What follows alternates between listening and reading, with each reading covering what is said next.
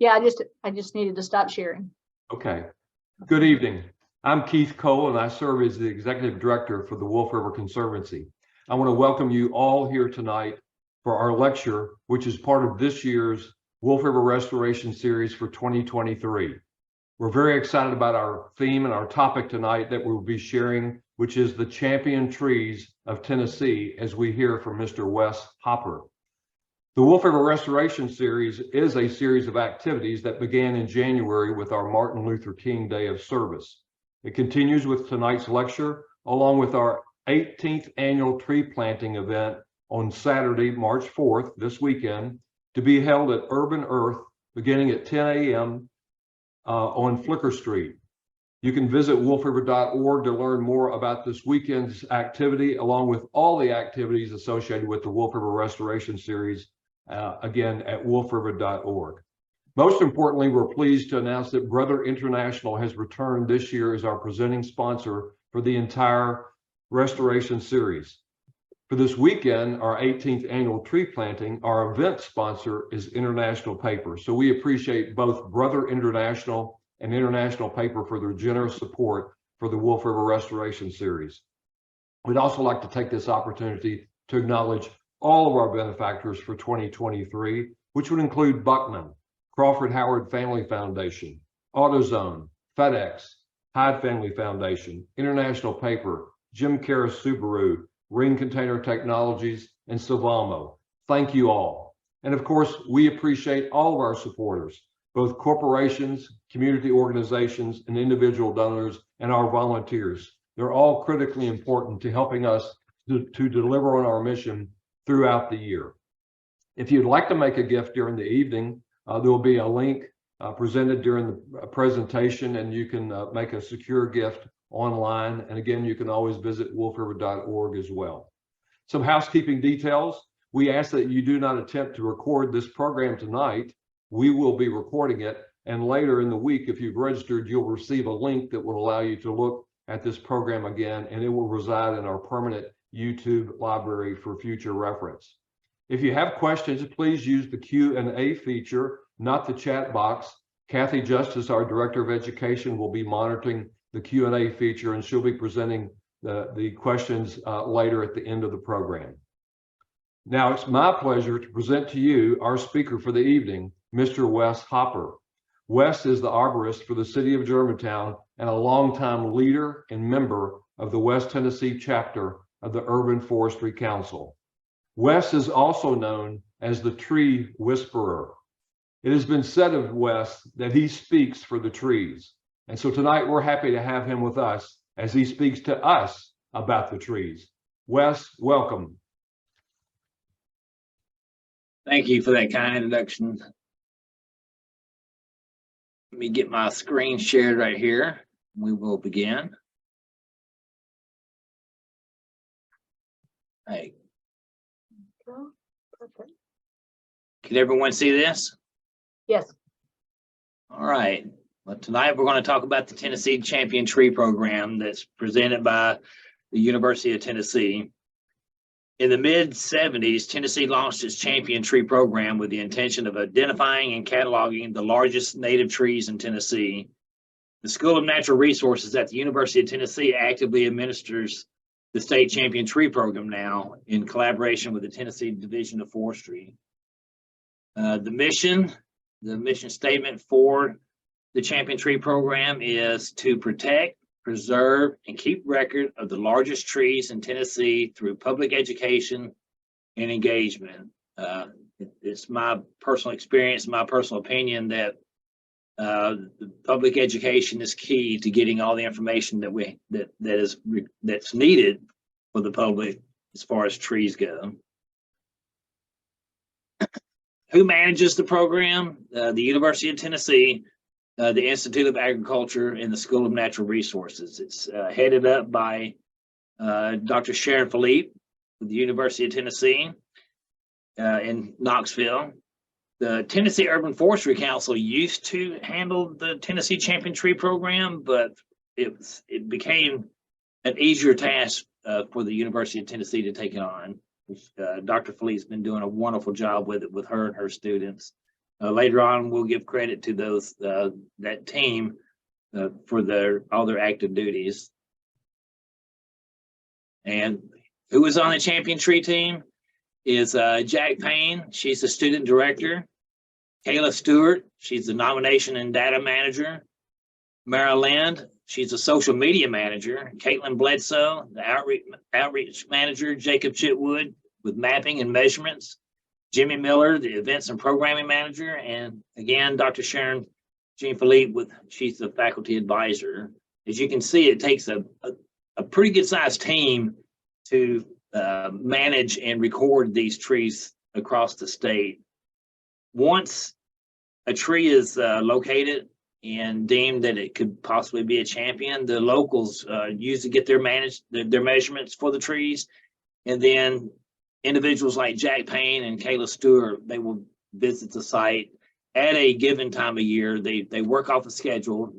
Since they are students, they work off a schedule, and they will visit each individual site and take their own measurements and come to the measurements that we got locally, and then determine whether or not the tree that's being measured or trees would be considered a champion. Me, personally, I've been involved with the Champion Tree program probably since 1986. That's when I participated with my first measurement and my first climb, actually, with the national champion Osage orange tree, which I do believe I have a photo of that occasion in this PowerPoint. Okay, so how are the champion trees identified? First, you got to find them. You have to be out in the field and locate these trees. They may be in someone's backyard. They could be in the middle of a forest. They could be in a park. There's no telling where you're going to find these trees at. I have found champion trees in the most unusual locations. Like I found one in Fraser. It was a white oak. It didn't measure to be a state champion, but for me, it would have been like a West Tennessee champion. But the limbs on this tree were like 36 inches in diameter. Can you imagine a white oak having limbs on it that are bigger than most of the white oaks that we see out just around the neighborhood or in the forest? So we have to find the tree.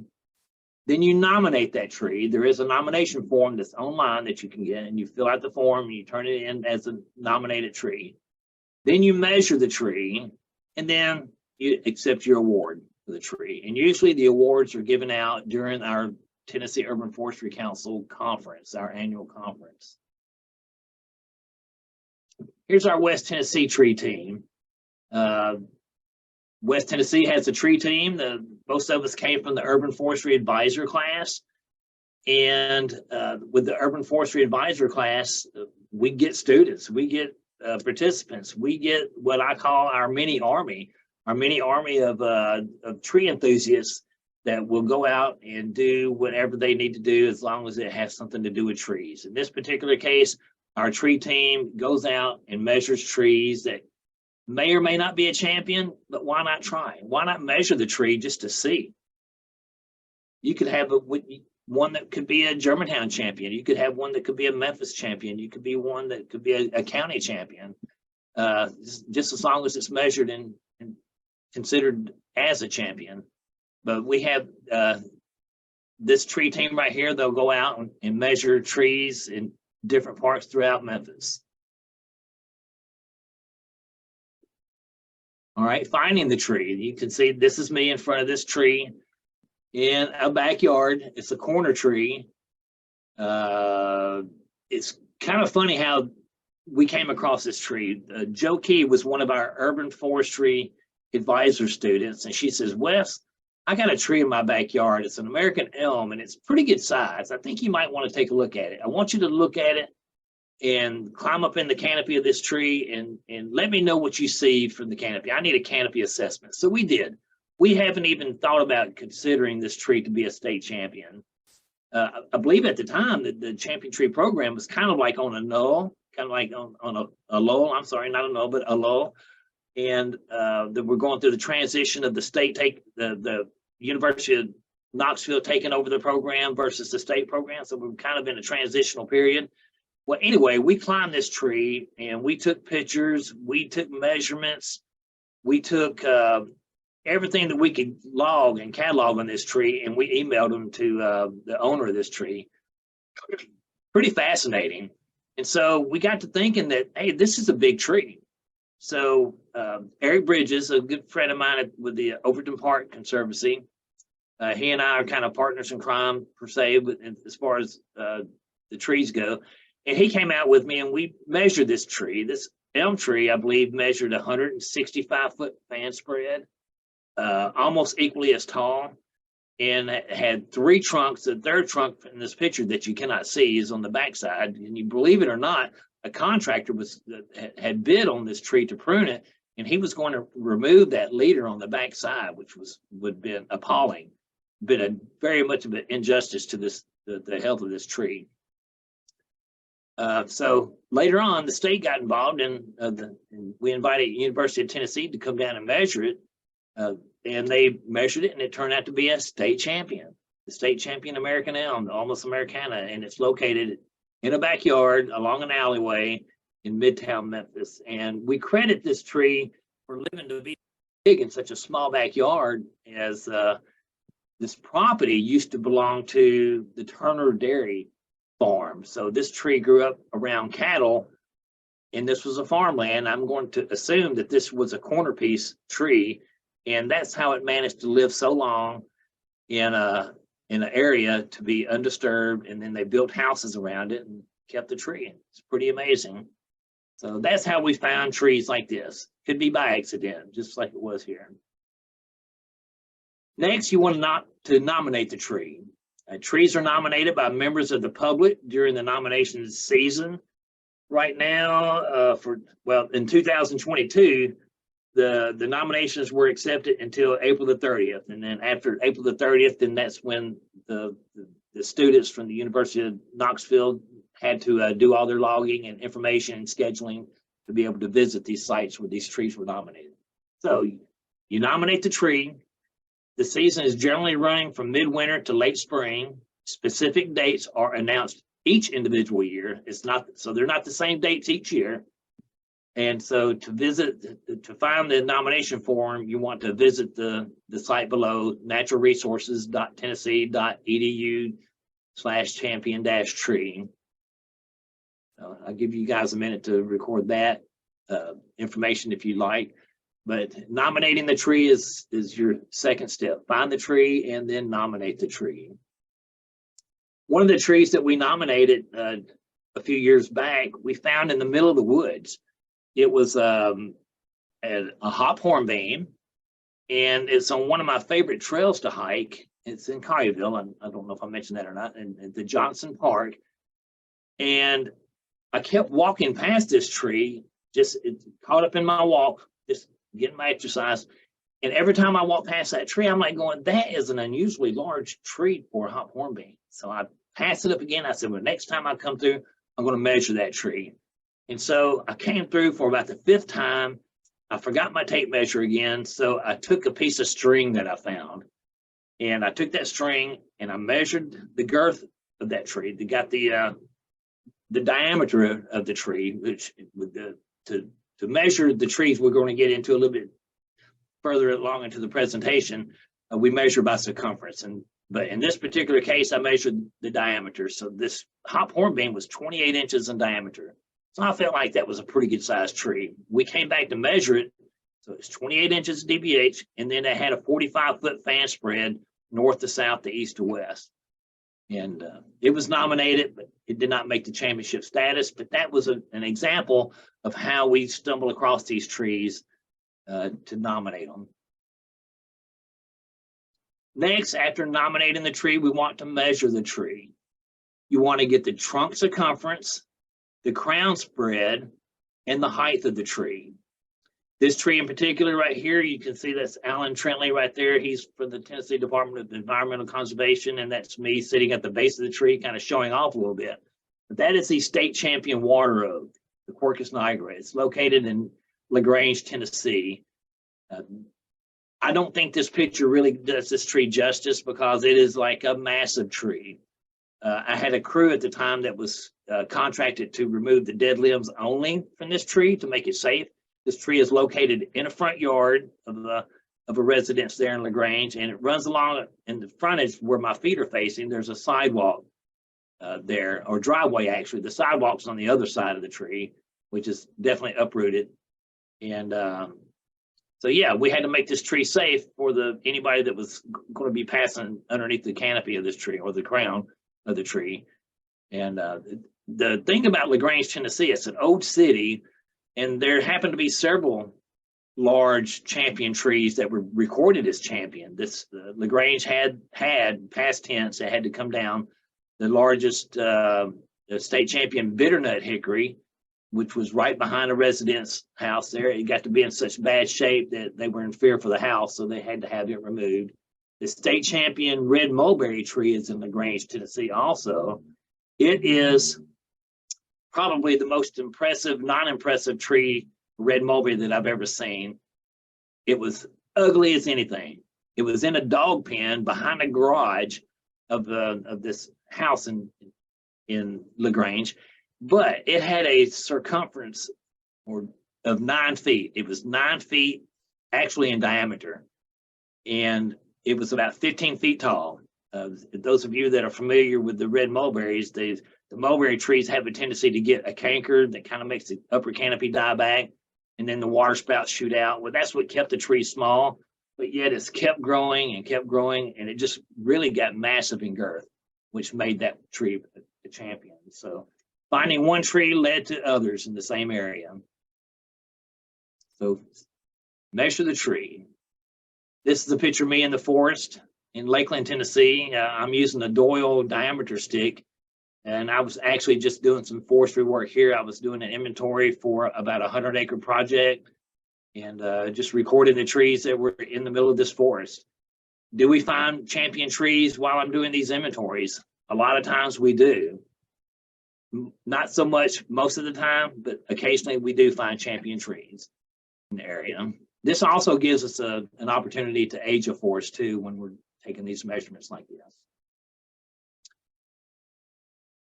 The final stage in becoming a champion is being recognized. After you find the tree, you nominate the tree, and then you take your measurements, and if it becomes a champion, then you become recognized. This tree in particular right here, we're in Mississippi. I know we're talking about the Tennessee state trees, but I just had to take a picture of this tree on the Ole Miss campus. That was the Mississippi champion Northern Catalpa tree. It was so impressive when I was up next to it. I had to get my picture taken with it. And I just happened to be on the campus with doing some inspections of some other trees, and just stumbled upon this tree. I like to think that I saved this tree, because there's one thing about these champion trees is they're generally old, and some of the trees are coming apart, so they're going to require a certain type of maintenance sometimes. But this tree here, it just happened to be on site, and I recognized that the tree was actually coming apart. There was a large split in the trunk of the tree, and I could watch it opening and closing, and I knew the arborist that took care of the trees on the campus, and I managed to get in touch with him. He immediately made an emergency call situation, and they came on site, and they cabled this tree back together, did some weight reduction, and strapped the trunk of the tree together to keep it from splitting apart, and saved the tree. Yes, saved the tree. It's still a champion tree, even though they had to do some crown reduction. But again, that's how we find them.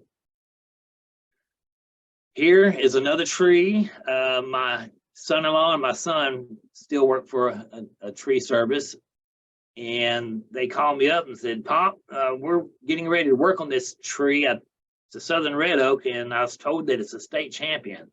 So I make a drive.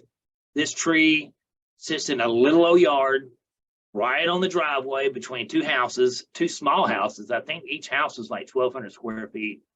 And it was in a private residence, but the lady was so proud of this tree, knowing that it was recently nominated as a state champion southern red oak.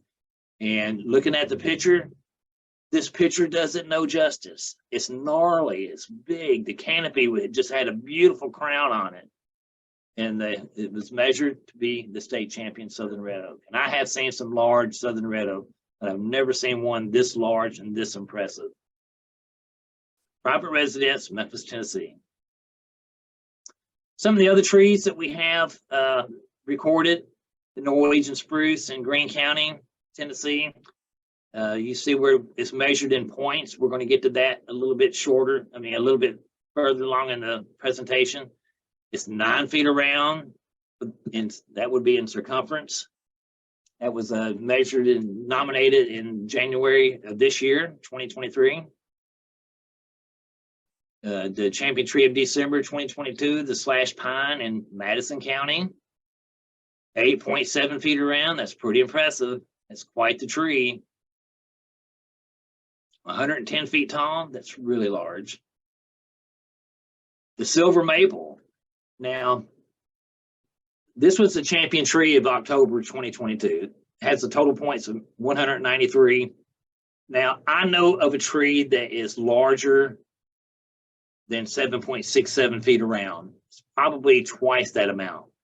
But the height may be different. The fan spread may be a little bit different. So therefore, the points that come from the height and the points that comes from the fan spread may outdo the feet there of circumference of the trunk. So the different measurements makes a difference on the total number of points. Okay, here's one of the questions that came up. What if 2 trees of the same species are candidates for champion status?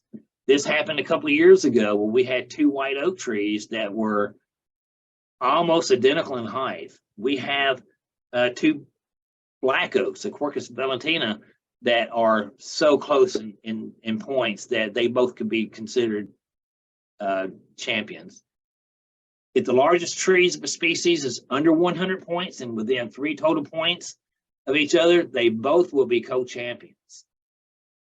If the largest trees of a species are over 100 points, they will be co-champions if the difference between them is no more than 3% of the largest tree's total points.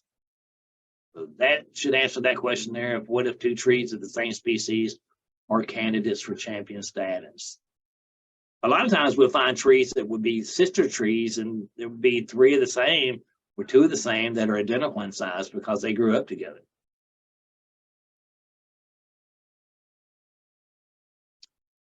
How will the trees' measurements be calculated?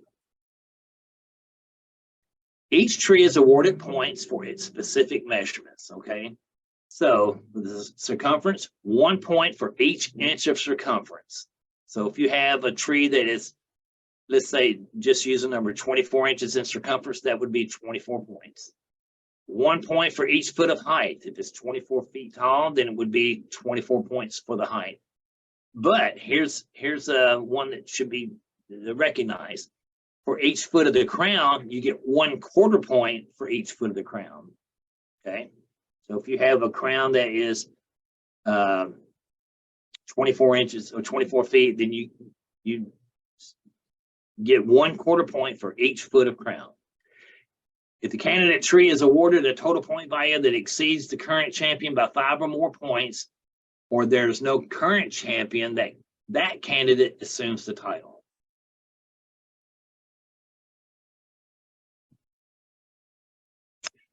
Measuring the trunk circumference. Excuse me, let me shut my door.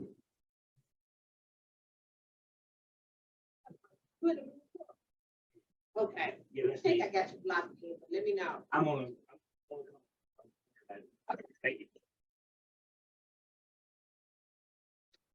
Sorry about that. I'm in the building late and we have the cleaning crew coming in. So the trunk circumference. So the guidelines for basic circumference measurement is you measure 4 feet above the midslope of the base. You stretch a tape around the trunk perpendicular to its axis, and you record the results in inches. Note, if you're looking at the photo, the blue line represents 4.5 feet above the base and along the central axis of the trunk. The red line is where the girth is taken. You'll see there's different angles. The tree might be leaning, you might be on a slope, and you may have some swelling in the trunk. So there's different points of measurements for different situations. Trunk circumference is measured in inches. If the trunk splits below 4.5 feet, measure the thickest branch above 4.5 feet, okay? If the split occurs at 4.5 feet, measure at the narrowest point below the fork. That's not, sometimes it's not exactly 4.5 feet.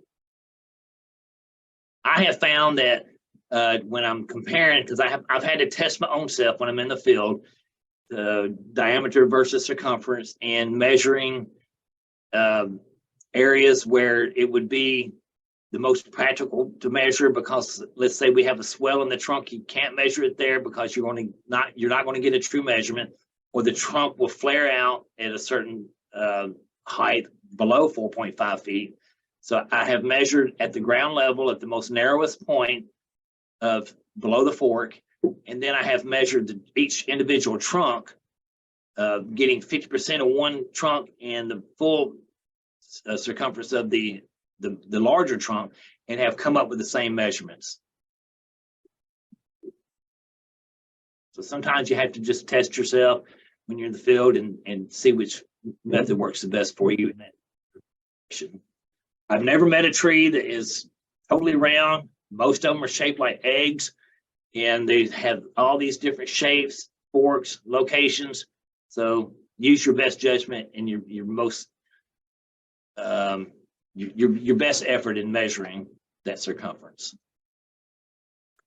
The measuring tool for circumference is basically a cloth or a vinyl tape measure. I carry one of these with me in my truck everywhere I go.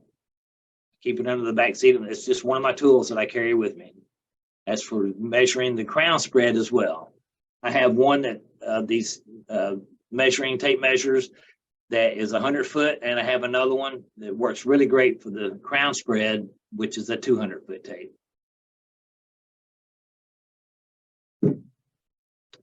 Here's our tree team that I had mentioned earlier. We're measuring an Osage orange, the Maclura pomifera, at Morris Park in Memphis. This tree is in a compacted soil area. It's in the, it probably gets abused more than it looks like, but that's a rather tough tree. It's growing in it's in one of our city parks. It's a high traffic area.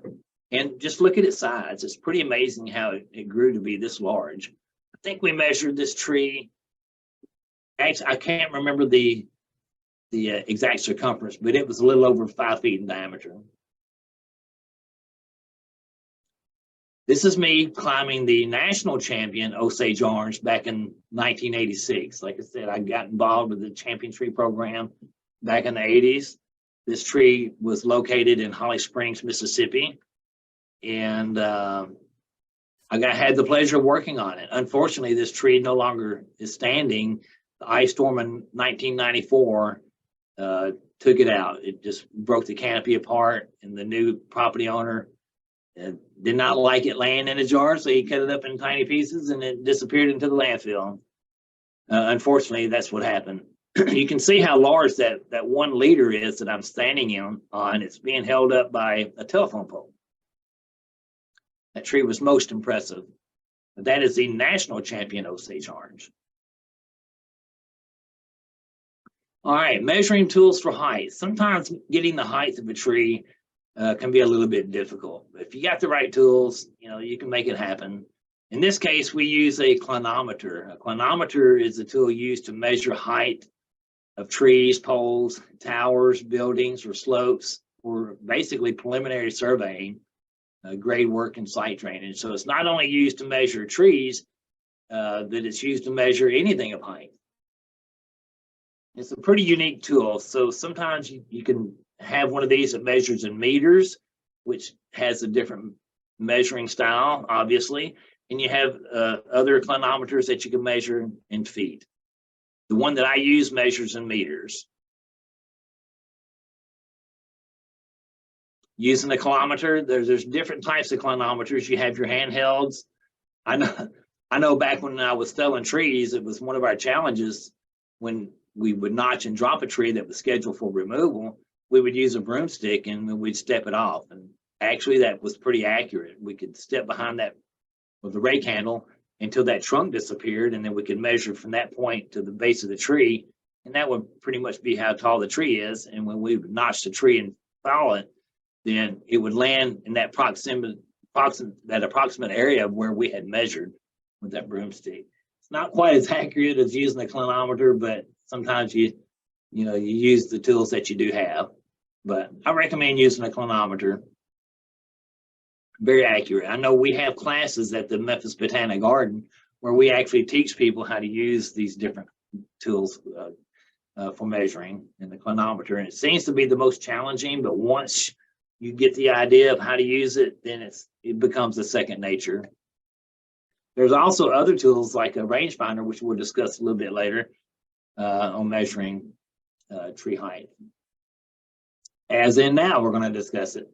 The rangefinder, that when Jack Payne and her partners come in from the University of Tennessee, Knoxville, to measure trees, this is what they use. They get grants, which is the main reason why the University of Tennessee in Knoxville took the program over, is because of their grant monies that they're able to receive to get these professional tools, and very accurate tools at that. It makes it very easy for these students to take these measurements and with little to no room for mistakes. So I don't know what these Forestry Pro 2s run. I think they're in the thousands of dollars, but yeah, for our program, it's worth it. Okay, so how to tally the final score. After measurements are complete, the champion status is determined in the following manner. So you get 1 point for each inch of circumference, 1 point for each foot in height, and 1/4 point for the average crown spread. The 2 measurements are required for the crown spread, north to south and east to west. Then you get the average for both measurements, okay? So you get both of those measurements, north to south, east to west, and then you average it to get that average crown spread. And then you get 1/4% of that. Okay, I mentioned the black oak earlier. We call it the spirit oak. I've had several phone calls about this tree since I took the measurements. Excuse me. The black oak, the Quercus volantina, you always want to have the scientific name there with it, because the common name can be for different species and genus. The circumference of this tree was 235.5 inches. The height was 119 feet, and the crown spread was 119 feet north to south and 119 feet east to west. It's a very symmetrical tree, absolutely beautiful tree. It was grown on a farm, which allowed it to have the space to grow a full crown on this tree. The branches came all the way almost to the ground. Such a beautiful tree. But out of that 119 feet of average crown spread, we get 1/4% of that, which gave it 29.75 points. So we add this together, 235.5 plus 119 plus 29.75 equals 384.25 points. That was just, if I remember correctly, that was just a few points shy of the state champion. So I believe if we were to compare this one again to the state champion, then we would probably have a co-champion. I'm going by memory on that, but that's what that tree averaged out to be, 384.25 points. That tree is located in Millington, Tennessee. We're going to revisit this tree in probably about 2 or 3 years, just to make sure, again, it could have potentially grown some more by then.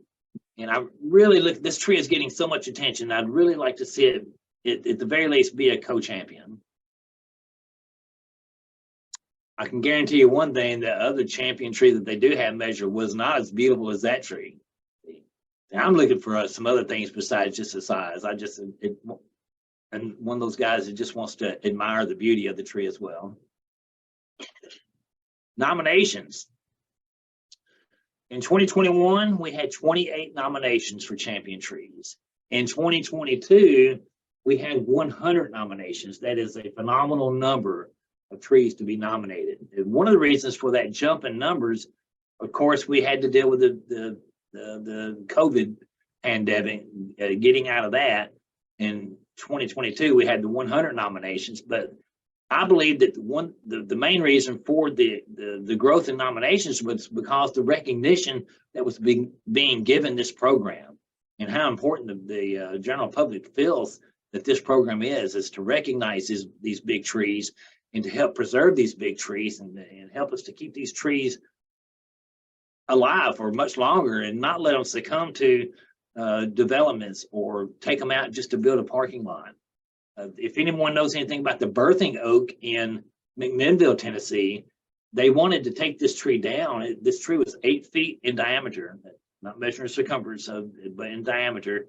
This tree was ancient. This is called the birthing tree because the settlers and the Native Americans would park under this tree, and they would give, the women would give birth to their children, and they were able to make camp under this particular tree in their journeys going across probably to the west. And the owner of this tree in the parking lot wanted to take the tree out to put in an additional parking lot, but with the Urban Forestry Council and the public put up such a fight that the man ended up donating that parking lot and the tree to, guess, the women's hospital across the street from the birthing tree. Quite a story. I love it, but the tree is still standing. If you ever get a chance, go to McMinnville and visit that birthing tree. It's quite impressive.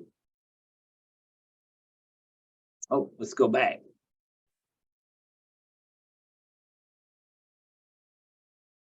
Well, I can't go back.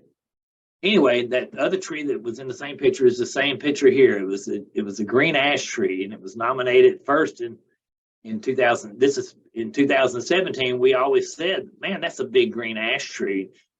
First, we had to determine that it was a green ash tree, and our tree tea came out, and they were like, is it a white ash or a green ash? Well, we finally determined that it was a green ash, and then we took the measurements of the tree, and it, lo and behold, it became a champion. It was a champion. This tree is in a parking lot outside of a small residential police station. And this is two of my granddaughters right here who absolutely love trees. They're going to be arborists when they grow up, they said anyway.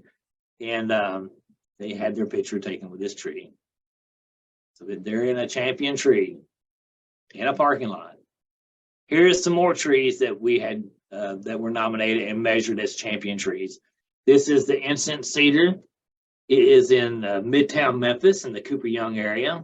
It's in a front yard, as you can see. I think sometime back in the 40s or 50s, there was someone that was very enthusiastic about the California incense cedar because there's several of these planted in the Midtown area. It's a beautiful tree. It is an evergreen. The circumference was 141.6 inches. The height is 62 feet. And the crown was 37 feet. And for a total points of 212.85 points. Quite impressive. What a front yard tree. What a beauty. And to have that recognition in the area where the people just do love trees. By the way, this area here is a level 4 arboretum, and I'm quite sure that this tree is on that arboretum tour. Here's an impressive one right here. This is a Chinese elm, the Almus parvifolia. A circumference of 210.4 inches. The height is 54 feet. Not very tall, but that's okay. Crown spread of 115.3 feet for total points of 293.23. This tree is in a cemetery, the Memorial Park Cemetery in Memphis. And you can drive past this tree like I have for the last 35 years. And I've watched this tree grow, but I didn't pay it any attention because I kept driving by it until one day somebody said, we have a champion tree in this cemetery. So I've seen it from a distance. It doesn't look quite so big from the drive that you have to drive down until you walk up on it. Then you're like going, holy smokes, this tree has been here all this time. And this is, I'm just now recognizing it as a champion. So sometimes you have to just get a little closer. Okay, I think that concludes our presentation tonight. I'd like to give the credits to the UT Institute of Agriculture, the School of Natural Resources, and there's some contact information with a website and email that you can contact. The Tennessee Urban Forestry Council for initiating this program. and our West Tennessee chapter of Tennessee Urban Forestry Council, and myself, of course. And there's my contact information. If anyone would like to reach out to me and ask me questions, email me. I'm always open. Feel free to contact me. And if you have a champion tree, let's get it nominated. Doesn't matter where you're at, find your champion tree program and let's see it get posted. Thank you. Thank you so much, Wes. That was really great. Are you ready to take some questions? I am. Okay, here is the first one. Are you aware of the magnolia tree right by the I-55 bridge on the Tennessee side? It's between the bridge and that Super 8 or whatever it is motel. You know, Mhm. that's a good question. I have seen that tree and I promise you it's not because I didn't see it, it's because I haven't stopped long enough to put some measurements on it. But I would be happy to join anybody to go down and do some measurements on that tree. Great. Next question. I have seen it though. Okay, good. Do you ever find out the ages of these trees? Occasionally we do. It's funny that you mentioned that. There's a young man in town right now that's he's with the help of Eric Bridges from the Open and Park Conservancy, and they're aging trees as they go around town. And yes, I have aged some of these trees. Sometimes I have to go back through the history of the neighborhood and when the house was built to get an age, but that's not always accurate. The oldest trees that I have found to date here in the Memphis area have been in excess of 400 years old. I quit counting the growth rings, and the way I was able to count the growth rings is the trees uprooted. And I quit counting at 350, and I have plenty more to go. So I'll have to say that the oldest trees that I have found are 400 years old plus, with an average trees measurements that I have aged at 180. It's been probably the oldest. And that time goes back to the time of when they had the Trailatiers, the Indian movement back in 1832. Wow. Would you say most of the very old trees are oaks, hickories, or not? Oaks. I have found more old oak trees in some of the strangest locations. I have found a 70-year-old oak tree that was suppressed in the forest that was probably maybe 10 inches in diameter. I kept a piece of that wood, but it was 70 years old. So you can't really go by the size. You have to go by the history of the area and so forth. But it can be tricky. I found a 165-year-old southern red oak in somebody's backyard one time. The tree was a hazard. It was going to fall. It was inundated with fungus around the roots, so it had been extremely compromised. And so we removed the tree, and we measured the age of the tree because out of pure curiosity, and it was 165 years old. Was it a champion? No, it was not. I'm wondering so we have the champion tree program, but that doesn't necessarily guarantee protection for these trees. Is that right? No, it does not. It gives it an extra leg to stand on. It gives some recognition to the tree to be preserved. And it honestly, if there's a location where they do have a tree that's a champion tree that is nominated as a champion tree, unless it really poses a hazard or threat to the public, it can be fought for. You can have a very much of a legal standing to protect that tree. Oh, that's good. I have fought for trees in developments that I thought were specimens and lost. I believe that there's if we have trees, we have one here in Germantown I use for an example, and I got it measured at 135 feet tall. It's a white oak, 135-foot fan spread. It's a full crown tree, full canopy, and it's 76 inches in diameter. Now, that tree is protected. It's protected, and no one's allowed to do anything around that tree. They're have a development coming up next to it, and this developer will have this. He could end up in court should he cause any harm to that tree. Well, that's Good for you. Thank you. Here's another question. Does Memphis, being a Tree City, USA, and having a tree board help the city to protect champion trees? The tree board is an advisory board. We function under the Parks and Recreation Department. Do we have the authority to protect these trees? We have a voice. I think Keith had mentioned earlier that I speak for the trees. You have to have a voice to stand up and speak for these trees that you feel need protection. I'm not going to deny the fact that there are developments that do happen. They come in and remove trees with, to say, I'm sorry later. That happens. So can we stop champion trees from being cut down? We can do our best. Yeah. And this may be the last question unless someone else adds one. I am very curious about how you actually measure canopy spread. Do you climb up in the canopy? I'm trying to figure out. I've done that before in my early days, but no. If we want to measure, you're talking about the fan spread, correct? Where the branches extend out north to south, east to west. Yes. We actually take and put that long tape measure to the furthest point. It could be a twig that's like 1/4 inch with leaves on it, sticking out beyond the canopy or the crown of that tree, and we'll start there, and then we'll extend that tape all the way over to the furthest point, to the opposite side of the tree, to that furthest point. And I know it sounds like elementary, but it is kind of elementary. You just find that furthest point. And this is while you're standing on the ground, correct? While you're standing on the ground, yes. Now you can use your rangefinder and do that too, but you still have to look up and find that one furthest point. And you do that north, south, east to west.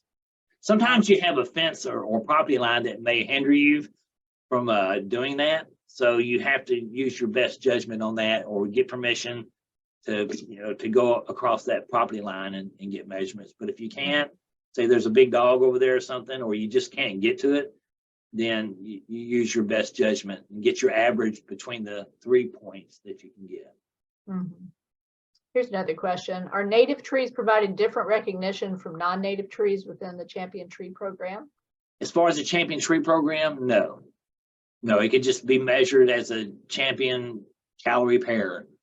Oh, God. Yeah, that's a good question. But if it's a champion tree, it's a champion tree. Now we're not going to put it on an arboretum, or we're not going to recognize it as a special tree. We're just going to say that's just really one great big calorie pair. I've seen some calorie pairs that just blew me away on how big they were. But am I going to take the time to measure it and go through all that trouble? I might. But am I going to be excited about it? I'm just going to say it's just going to produce more fruit that I'm not going to like. Right. You're not going to hopefully fight for its protection. No, I'm not going to do cartwheels. Okay, here's another question. Regarding the digital instrument you use to measure the tree, is it the same as the wooden notch stick, Biltmore stick?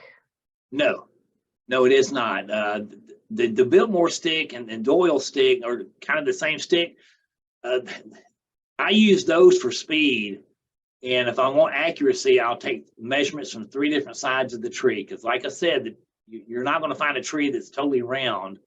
But if you can get those 3 measurements with the 4-H forestry kids, we use that stick to get measurements from 3 different angles. And then you get your average on that. And it's as close as accurate as you can get. But like the one photo that you seen me, or the one slide where you seen me measuring the trees in the forest. Now, I promise you, if you got to count 6,000 trees in the forest, you don't want to be standing there trying to get the most accurate point that you can get. You want to measure and go and measure and go and just keep going so you can fulfill your duties. But if you're looking for accuracy, you're going to want to put the tape measure on it. I carry my Biltmore stick and my Doyle stick with me everywhere I go. It doesn't go anywhere without me. Notice I said it doesn't go anywhere without me. Well, that's it for the questions. And I really want to say on behalf of everybody, probably, I really appreciate your passion for trees, Wes. We need more people out there speaking for the trees and, knowing how to keep them healthy. Maybe Yeah. you could leave us with one or two pieces of good advice for taking care of our own trees. Got anything? Yeah, pay attention to them. The trees are like children; they need attention, but you don't want to give them too much attention; you'll spoil them. But do your due diligence. Keep your trees healthy. By keeping them healthy, I mean like have your trees inspected by a professional arborist. Not necessarily one that's going to make money off you, but hire one that has an unbiased, no dog in the fight type opinion. Keep your dead limbs out. Make sure your trees are safe. Remember, we have to, when these ice storms and other storms come through, the worst thing that can happen for us in the most untimely manner is to have our power go out. And for the trees are the biggest cause of our utilities to be out. So keep your trees healthy, keep your trees strong, and right tree, right place. All the things that we keep hearing, but most of all, pay attention to your trees. Give them the love that they need. And hug them. Yeah. Well, they do a lot for us, that's for sure. Yes, they do. Yeah. And I'm hoping to educate the people that are up and coming. You see my granddaughters I have in the pictures. I have granddaughters, and all my slides that I do, I keep them motivated. I keep them interested in trees. And that's how you do it. You just keep the next generation up and go, up to date on the necessities of what we have and what Mother Nature gives us and what our duties are to take care of. Mhm. That's right. Well, thank you very much, Wes. This was great. And it will live on our YouTube channel, thanks to you. So, My so pleasure. that people will know how to nominate trees that they might find. The more people who are out there looking for champion trees, the more we'll find. Yeah, we found the champion pawpaw right in the middle of Shelby Forest, and it was a hike. We found the champion. I say we. David Smith did the finding. He just took us out there to show us. We have to measure them, but the state champion.